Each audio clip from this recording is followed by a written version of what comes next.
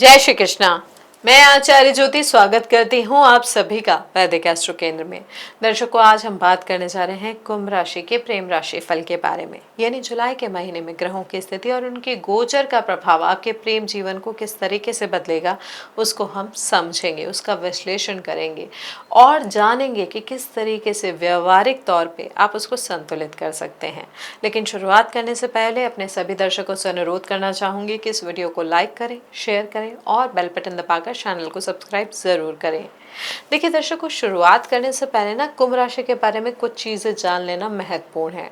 देखिए, आपके बारे में एक बात जो बहुत कम लोग नोटिस करते हैं वो ये कि आप किसी की डीपली केयर करते हैं, लेकिन उसे शो करने में आपको ऑकवर्डनेस होती है। आप ना बहुत इंडिपेंडेंट दिखते हैं और होते भी हैं, लेकिन उस इंडिपेंडेंस के पीछे एक ऐसा इंसान है जो एक्चुअली चाहता है कि कोई उसे समझे, उसे चूज करे, उसके साथ स्टेबल रिलेशनशिप में इन्वॉल्व रहे। ये जो कॉन्ट्रडिक्शन है ना कि बाहर से तो डिटैच है, अंदर से डीपली अटैच, जुलाई 2026 में आपके लिए यही सबसे बड़ा चैलेंज साबित हो सकता है। अब वो कैसे, उसके लिए समझते हैं ग्रहों की स्थिति को।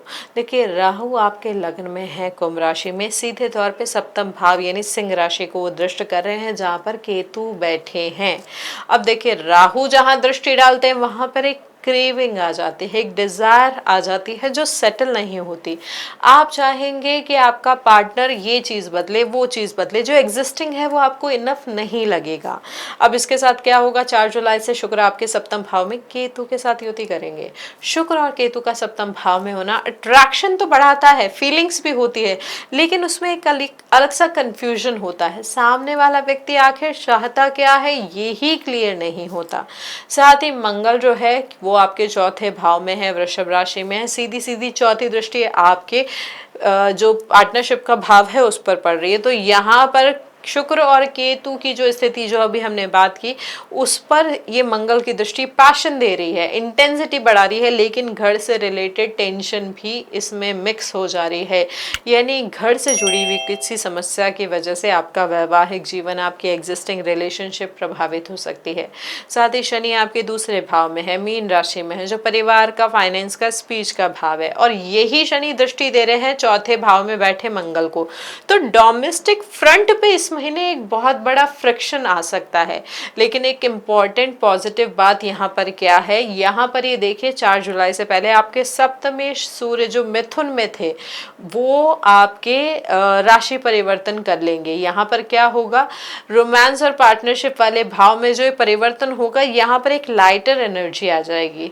यहाँ पर महीने की जो शुरुआत है वो अच्छी विंडो है चीज़ों को सही दिशा देने के लिए, चीज़ों को समझने के लिए। अब यहाँ पर देखिए, एक चीज़ जो महत्वपूर्ण है, चीज़ें ओवरऑल जिस तरीके से प्रभावित कर रही है आपके प्रेम जीवन को, आपके वैवाहिक जीवन को। अब हाँ, यहाँ पर जो आपके पंचमेश है यानी बुध जो वक्री अवस्था में छठे भाव में बैठे हैं, वो वापस मिथुन राशि में यानी पंचम भाव में चले जाएंगे। यानी आप एग्जिस्टिंग लव लाइफ में कुछ ना कुछ रिवैल्यूएट करेंगे। जो कॉन्ट्रडिक्शन था, जो रिफ्ट था, जो एक खींचतान थी, वो वहां पर सुलझेगी। लेकिन पुरानी बातों को मनन करने के बाद, पुरानी बातों को सुलझाने के बाद, अब यहाँ पर सूर्य का भी जो परिवर्तन हो रहा है कर्क राशि के अंदर, तो यहाँ पर ना एक अलग से अंदर से जील आएगी रिश्तों को ठीक करने की। थोड़ा सा ईगो जरूर आ सकता है, ईगो को अगर आपने समझ लिया, साइड में कर लिया, रिश्ते को महत्व दिया, तो चीज़ें बहुत अच्छे से आपके लिए इस महीने जा सकती हैं। अब ये वृहद स्तर पर परिणाम है। अब हम बात करते हैं जीवन के, जो प्रेम जीवन के विभिन्न आयाम होते हैं उनके बारे में। देखिए, वो जो हमारे जातक हैं जो किसी को लाइक करते हैं लेकिन अपनी मन की बात, अपनी मन की फीलिंग्स नहीं किसी को कह पा रहे हैं, उनके लिए यहाँ पर हम समझे तो क्या है, आपके लिए शुरुआती दिन जो है वो अच्छा पीरियड है अपनी बातों को रखने का। स्पेशली यहाँ पर जो 9-10 के आसपास वाला समय होगा वो अच्छा होगा। देखिए, वैसे तो आइडल टाइम शुरुआती समय है क्योंकि तब बुध भी वक्री नहीं होंगे, बुध जब वक्री हो जाते हैं तो बातें सही तरीके से हो नहीं पाती है, अर्थ का अनर्थ निकाला जाता है। तो यहाँ पर प्रेम जीवन या वैवाहिक जीवन में ये समस्याओं को बढ़ा सकता है। लेकिन यहाँ पर ग्रहों की स्थिति जो है, स्पेशली जब मिथुन वक्री होके वापस आ जाएंगे, सूर्य का राशि परिवर्तन हो जाएगा, शनि वक्री हो जाएंगे, गुरु अस्त हो जाएंगे, तो ये थोड़ी सी और कॉम्प्लेक्स या प्रेशर वाली सिचुएशन हो जाएगी। तो यहाँ पर जो शुरुआती समय है या मध्याह्न तक का भी समय है, ये विंडो है कुछ कहने की। यहाँ पर इस समय अगर आप अपनी बात रखते हैं तो चीज़ें समझी जाएगी, नहीं तो उसके बाद एक कॉम्प्लिकेशन उसमें बढ़ती ही जाएगी। देखिए यहाँ पर अगर आप रिस्पॉन्स की बात करें कि पार्टनर कैसा रिस्पॉन्स देगा, तो यहाँ पर राहु सीधे लग्न में बैठा है, सप्तम भाव को दृष्ट कर रहा है, तो यहाँ पर रिस्पॉन्स प्रिडिक्टेबल नहीं हो सकता है। सिंपल हाँ या ना नहीं मिलेगी, कुछ ऐसा जवाब आएगा जिसे आप इंटरप्रिटेट करते रहेंगे, समझने का प्रयास करेंगे। हालांकि ये समझ, ये क्लैरिटी आपको महीने के अंत तक ही मिल पाएगी। तो यह स्थिति बन रही है हमारे जो जातक हैं उनके लिए। अब सिंगल जातकों की बात करें तो देखिए यहाँ पर आपके छठे भाव में उच्च के गुरु बैठे हैं, शुक्र के साथ युति कर रहे हैं। तो यहाँ पर एक स्पेसिफिक टाइप की एनर्जी आ रही है, एक ऐसा कनेक्शन डेवलप हो सकता है आपके काम की जगह के माध्यम द्वारा, या फिर हेल्थ या फिटनेस रिलेटेड जो आप एक्टिविटी करते हैं, जिमिंग जा रहे हैं, वॉक पे जा रहे हैं, रनिंग कर रहे हैं, वहाँ उस एक्टिविटी की वजह से, या उस जहाँ वो एक्टिविटी के लिए आप जाते हैं वहाँ पे एक कोई कनेक्शन आपका मिल सकता है। जो व्यक्ति भी मिलेगा आपको बहुत प्रैक्टिकल होगा, डिटेल ओरिएंटेड टाइप होगा। साथ ही 4 जुलाई के बाद शुक्र केतु की सप्तम भाव में जो युति होगी, तो यहाँ पर क्या हो रहा है, आप दूसरों को अट्रैक्टिव लगेंगे, लेकिन खुद आपको किसी में जेन्युइन इंटरेस्ट जो था, जो पहले था, वो अब उतना स्ट्रांग नहीं रह जाएगा।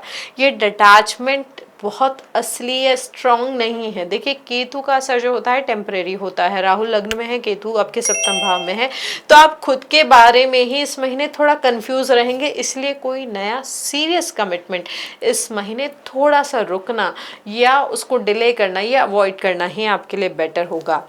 पार्टनरशिप की एनर्जी इस महीने, क्योंकि देखिए सूर्य की स्थिति जो बदल रही है, बाकी ग्रहों की स्थिति जो बदल रही है, वो उतनी स्ट्रांग नहीं दिख रही है। इसलिए जुलाई में कोई मिल सकता है, लेकिन उस कनेक्शन की एक्चुअल क्वालिटी आपको अगस्त सितंबर में ही पता चल पाएगी।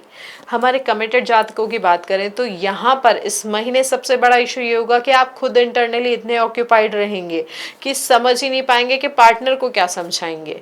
देखिए राहु लग्न में है तो पार्टनर को लगेगा आप पास में तो हो, लेकिन पास में होने के बावजूद भी कहीं और हो। ये ऑटोमेटिकली आप दोनों के बीच में दूरी को बढ़ा सकता है।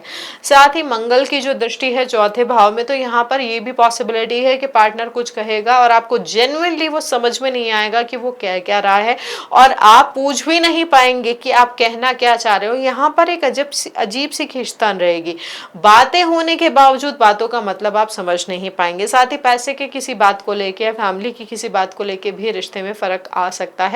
इसे समझदारी से हैंडल करने का प्रयास कीजिएगा। हमारे विवाहित जातकों की स्थिति को अगर समझें तो देखिए विवाहित जातकों के लिए महीना बहुत महत्वपूर्ण है। आपकी वाणी की वजह से, आपके बोलचाल की वजह से, आपके कुटुंब की वजह से आपके रिश्ते में स्थिरता आ भी सकती है और रिश्ता बिगड़ भी सकता है। देखिए यहाँ पर शनि वक्री होंगे महीने के अंत में, तो पैसे से जुड़ा कोई पुराना मामला, परिवार की कोई पुरानी बात जो पहले आपने इग्नोर की थी, वो सामने आके आपके रिश्ते को इस महीने बहुत ज़्यादा प्रभावित कर सकती है। देखिए यहाँ पर गुरु की भी दृष्टि शनि पे पड़ रही है, तो यहाँ पर एक प्रोटेक्टिव एनर्जी होगी। प्रॉब्लम आएगी, मैटर सामने आएगा, सरफेस पे आएगा, लेकिन उसे हैंडल भी कर लिया जाएगा स्पेसिफिक। लेकिन यहाँ पर यही चीज समझ के चलनी है कि कोई भी जॉइंट फाइनेंशियल डिसीजन, फाइनेंशियल के अलावा नॉर्मल डिसीजन या प्रॉपर्टी मैटर या परिवार से जुड़ा हुआ कोई भी काम 26 जुलाई से पहले फाइनलाइज करने का प्रयास करें, या कॉन्शियसली अगले महीने के लिए उसे पोस्टपोन कर दे। अधूरा छोड़ना इस महीने, यानी उस बात को टाल देना, थोड़ा प्रॉब्लमैटिक हो सकता है। कॉन्शियसली उसको समझ के साथ देखना है कि आगे के लिए पोस्टपोन करना है या अभी सेटल डाउन करना है। यहाँ पर घर के रेनोवेशन को लेके भी दंपतियों के बीच में, या प्रॉपर्टी से जुड़े हुए मामलों को लेके भी दंपतियों के बीच में शार्प डिसएग्रीमेंट हो सकता है। तो टोन पर स्पेशली ध्यान दें, टोन केयरफुल रखें। तो कुछ इस तरीके की स्थिति होगी हमारे वैवाहिक दंपतियों के जीवन में। अब ब्रेकअप और सेपरेशन या एक्स्ट्रा मैरिटल की अगर हम बात करें तो देखिए यहाँ पर ग्रहों की स्थिति ना एक प्रेशर बना रही है, जिम्मेदारी की स्थिति दे रही है, रिस्पॉन्सिबिलिटी बढ़ा रही है, तो इस प्रेशर की वजह से रिलेशनशिप में कुछ क्रैक ज़्यादा बढ़ भी सकते हैं। और साथ ही बाकी ग्रहों की स्थिति महीने के मध्य में टेंशन को बढ़ा सकती है, जिसमें मिसकम्युनिकेशन भी पीक पे जा सकता है। तो यहाँ पर अगर आप डिसीजन ले रहे हैं तो पहले शांत मन से बैठे, समझे, रिश्ते को जाने कि ये समस्या केवल सडन, ये जो आप डिसीजन ले रहे हैं वो केवल सडन या इम्पल्सिव डिसीजन है एक इवेंट की वजह से, या ग्रेजुअली यहाँ पर रिश्ता सही नहीं है। आप जो क्लैरिटी चाहते हैं वो महीने के अंत तक आपको मिलेगी रिश्ते को लेकर। अब साथ ही फॉरबिडन अट्रैक्शन की अगर हम बात करें, राहु लग्न में ना एक इंटेंस मैग्नेटिक अट्रैक्शन आपको देता है, आपकी पर्सनालिटी में एक अलग खिंचाव होता है, उसकी वजह से दूसरे लोग आपके ज़्यादा करीब भी आते हैं। तो यहाँ पर क्या होगा ये ध्यान रखें कि लोग आपकी तरफ खिंचेंगे ज़रूर इस महीने।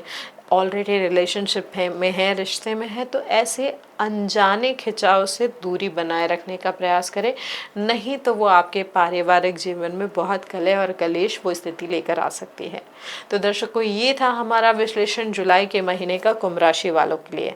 देखिए, ये समझिए जो अभी तक हमने बात कही, जानी, बताने का प्रयास किया कि जुलाई 2026 आपसे केवल एक बात कह रहा है, अपने इंटरनल कंफ्यूजन को रिलेशनशिप पे प्रोजेक्ट नहीं करना है।